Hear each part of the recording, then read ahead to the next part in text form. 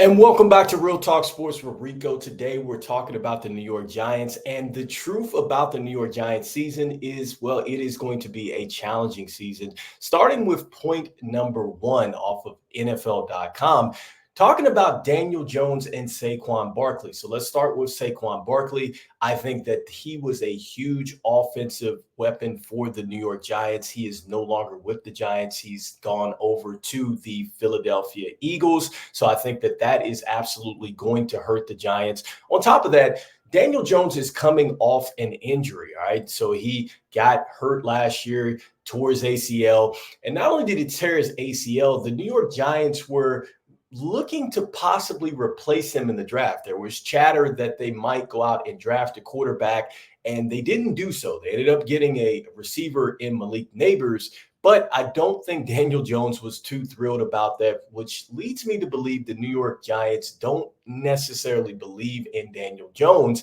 And so I think that that is going to be a factor moving forward this year. And they brought in Drew Lock. Okay. So I think that Drew Lock is certainly going to help Daniel Jones, especially if he's not able to go in week one. He's going to be the starter. But I think that Drew Lock is going to be right there over Daniel Jones' shoulder, especially if he struggles.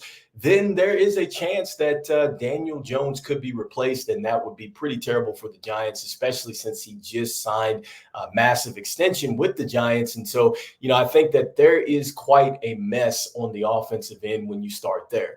Next, when you look at the fact that Saquon Barkley is not only gone, you question, did they really go out and replace him good enough, right? So starting with Devin Singletary, right? They talked about the fact that Devin Singletary has been a consistent NFL player as far as health and production, but the problem is he's never averaged more than 15 touches a game for the season. And I think that that absolutely would have to change, especially if he's going to come in and help replace Saquon Barkley, who was such a big factor in the receiving game and then also too on the ground. I feel like that Devin Singletary is going to have to get more touches. Now, behind him, Eric Gray. Eric Gray played very well in the preseason game against the Lions last night. If you were looking at that, he showed his ability to not only run the football well, I thought he did a great job as far as putting his foot in the ground, making his cut, and getting to his read. Like, I think he did a terrific job of finding holes. And then on top of that, he also showed that he can absolutely catch the football and make people miss in space. So I love that about Eric Gray. But they are young in this running back room, all right, between Eric Gray and the fifth rounder that they just drafted, Tyrone Tracy Jr., there's a lot of question marks behind Devin Singletary. So if he goes down, you really wonder what is going to happen to the running backs and their situation there with the Giants. So I think that that is going to be another tough situation for the Giants, and I'm not sure if they're going to overcome that this season. Next, probably the most important, and it's the offensive line. I think that they gave up some sacks yesterday that were very concerning. All right, I know it was the preseason, but it didn't look good. And then on top of that, you have a quarterback that is coming back that is, like I said, he's coming off an ACL, so you certainly don't want him to take a lot of hits. And I'm not sure that the Giants did enough in the offseason to patch up the problems that they had last year. I do love the fact that they brought over John Runyon.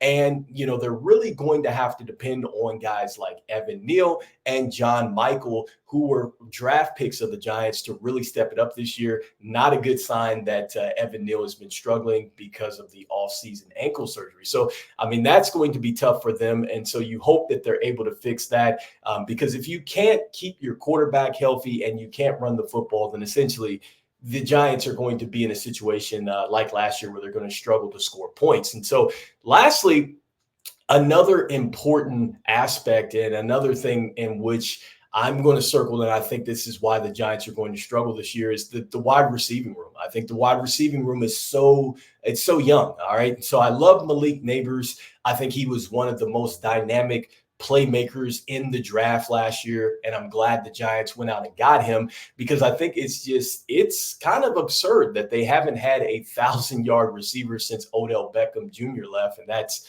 That's wild to think about. But yeah, they need to get a receiver that can get 1,000 yards. You're going to have to be able to stretch the field, and you don't want defenses to just stack up the box and just be able to play the run. You got to be able to open it up, and this is one of the things that you need. You need a good wide receiver. So he's done well in the OTAs. He's done well in minicamp, even though he didn't get a catch in yesterday's preseason game. I'm not too worried about that. I think that he is going to be dynamic.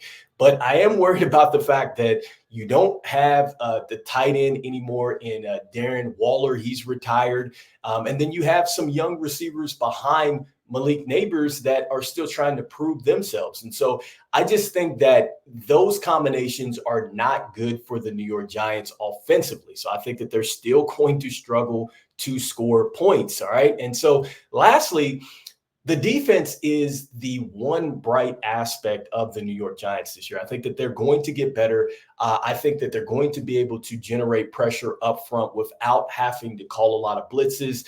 That seemed to be what the scheme was for them last season. It was a lot of blitzes, and then they were just counting on the fact that they were going to be able to make plays in the front end and not necessarily put enough or put pressure on the back end, but that didn't work.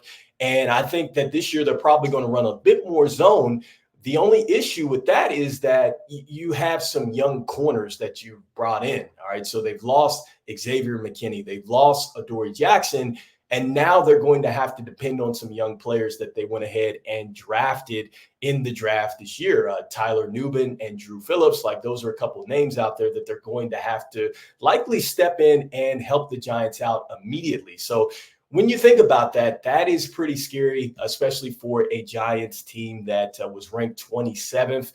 They gave up 361.7 yards last year. And then on top of that, they gave up points, 23.9. They were ranked 26th there. And so the opponent's yards per play was pretty scary too as well, 5.6 yards per play. That's a lot of yards. I mean, especially when you're talking about just 10 yards to get to the first down marker, they're giving up 5 like that. So that's tough. But I think that that is something that the Giants are going to correct. I think they're going to be a little bit better there, even though the secondary is a bit younger. If they're not playing as blitz heavy, then they're going to be able to keep a lot of stuff in front of them. But they're still going to struggle to generate points. And I think that that is where the real issue is going to be for the Giants. They were 30th last year in points per game at 15.6, yards per game, 280, which was 29th. And, I just don't see that they've done enough upgrades on the offensive end to make this a great year for the Giants. And so they have them listed at 6 games.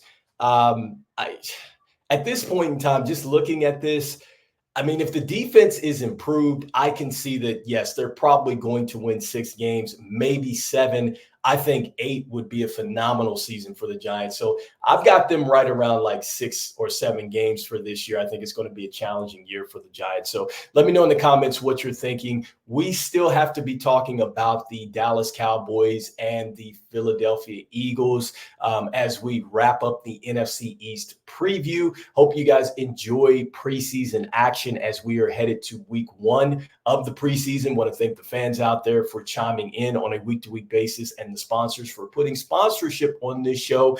And this is Rico. This is Real Talk Sports. We'll be back breaking down some more NFL teams. Peace, peace, peace.